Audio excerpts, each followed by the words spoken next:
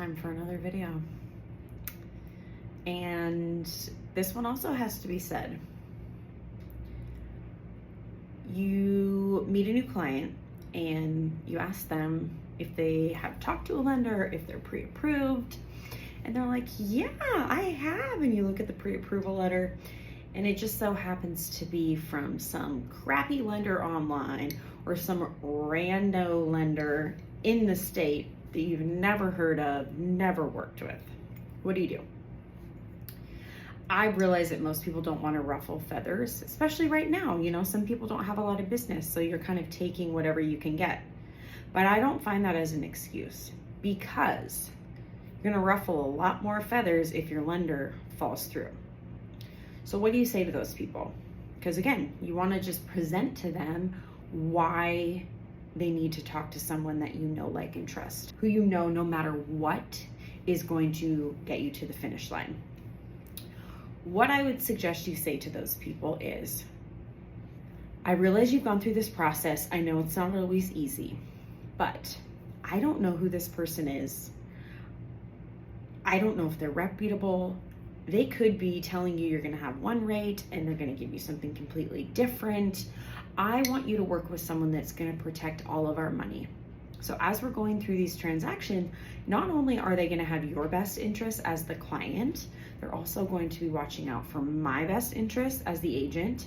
They're going to be looking out for the seller, because the seller is, if they're accepting your offer, they're taking that home off the market. And we all know that if that home has to go back on the market because of a financing issue or something like that, that can be the kiss of death in the current market we're in. So we want to make sure that we're not going to have to pull out and have them list again. That's a lot of times why we do a pre-inspection. It's a good time to talk about a pre-inspection. Also, I want to make sure that the other agent gets paid and that the title rep gets paid and everyone associated with it.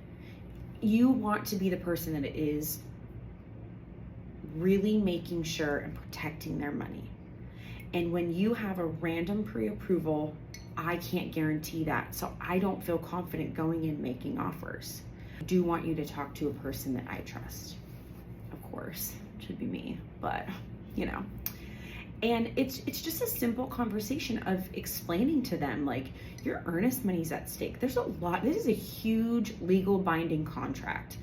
There's a lot at stake, and some random guy from Pittsburgh that's done 2 loans in a year shouldn't be your go-to.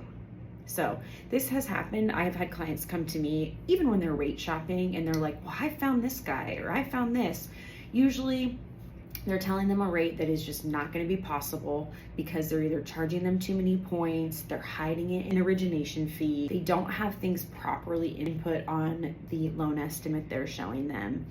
And then you look up who this lender is, and it's usually some guy in the middle of freaking nowhere that's done like 1 or 2 loans, who probably doesn't have a team to support them and doesn't have the backing of a unbelievable staff of leaders to help you get things to the finish line. So I really think it's a good conversation to have with your clients. Don't be afraid to have it. You're the advisor for them. So be the advisor that they need.